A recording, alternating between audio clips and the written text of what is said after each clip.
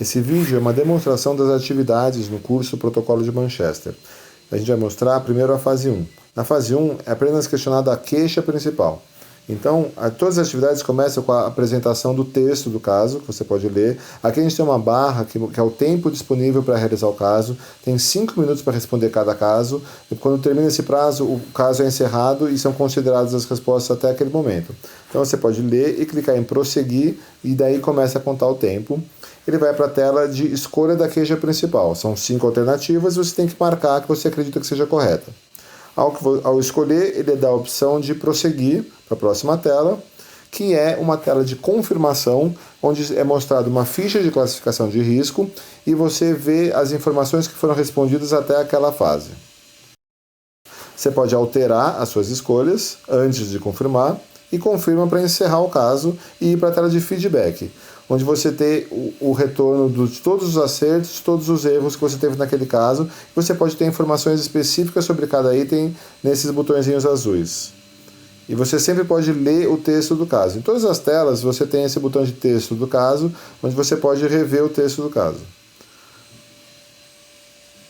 Vamos em frente agora para mostrar um exemplo da fase 2. Na fase 2 a gente tem que responder a queixa principal e a escolha do fluxograma. Então, a gente lê o texto do caso, depois dá em prosseguir.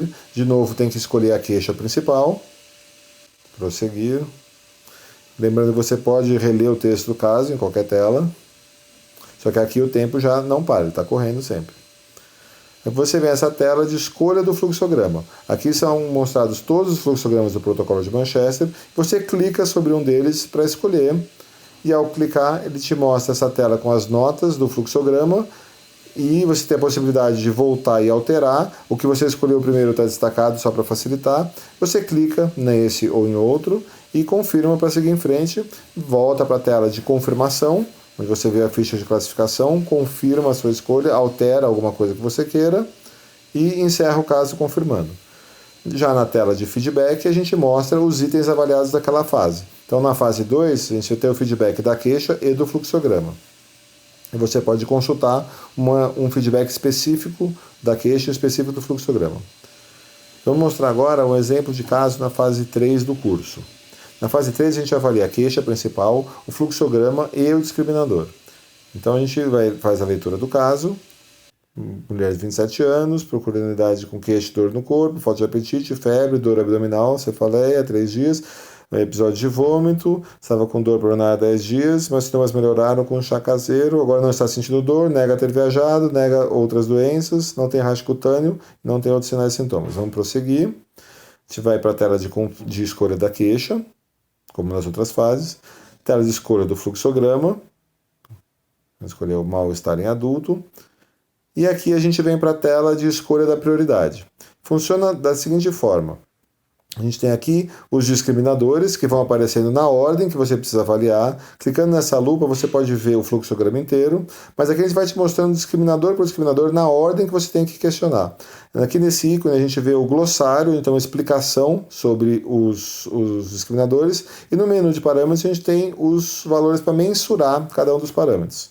Então, obstruções de vias aéreas a gente pode negar, você clica aqui no não para seguir, choque não, hipoglicemia. Para responder hipoglicemia, a gente precisa medir a glicemia.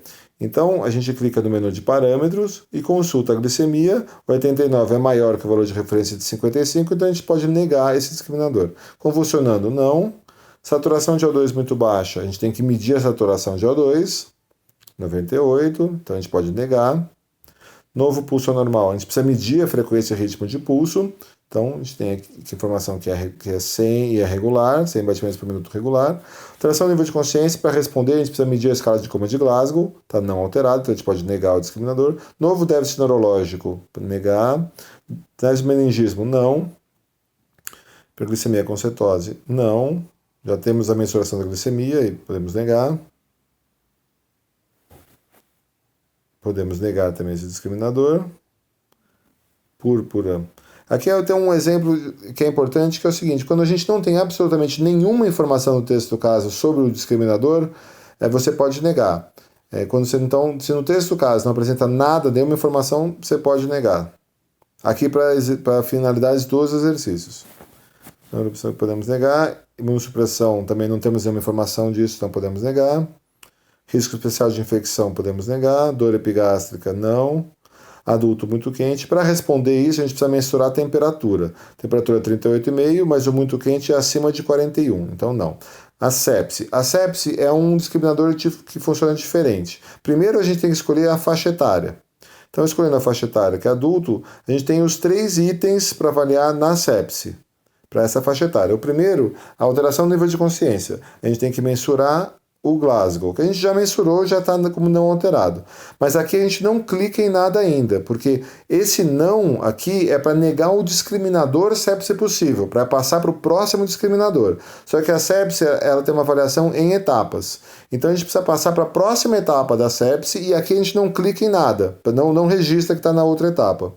Então, a próxima etapa é frequência respiratória maior que 22. A gente mensura aqui é 20, então não é isso, não clicamos em nada ainda. Vamos passar para a avaliação da próxima etapa da sepse, que é a pressão arterial. A gente consulta 110, a pressão não é menor que 100, então a gente negamos as 3 etapas da sepse, aí a gente pode clicar no não para negar o discriminador sepse possível. Hipotermia. Não, podemos negar, a temperatura está em 38,5. Dor intensa, a gente precisa medir a escala de dor, é 0, então a gente pode negar o discriminador. Saturação de O2 baixa, a gente já mensurou a saturação de O2. Novo déficit neurológico a mais de 24 horas, podemos negar. Hiperglicemia, também podemos negar. Também podemos negar. Erupção, vesículas disseminadas, podemos negar. Início súbito, podemos negar. História de viagem recente tem informação no caso que ela nega ter viajado, então a gente pode negar.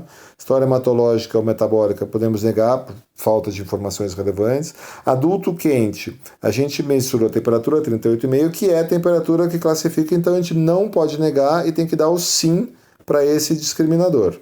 Quando a gente clica no sim, ele aparece para a gente confirmar a prioridade, confirmar a cor. Então aqui a gente vê, a seta está no sim e está na faixa da prioridade urgente até 60 minutos. Então a gente clica aqui no amarelo para confirmar a prioridade clínica. A gente vem para a tela de confirmação, onde mostra todas as escolhas que a gente fez. Aqui você pode voltar e alterar qualquer etapa ou encerrar confirmando. E receber o feedback aqui com todas as respostas corretas.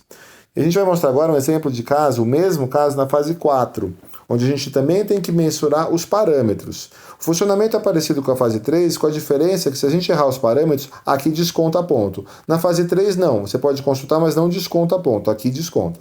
Então a gente responde a queixa, responde o fluxograma, que a gente já sabe que é mal-estar em adulto.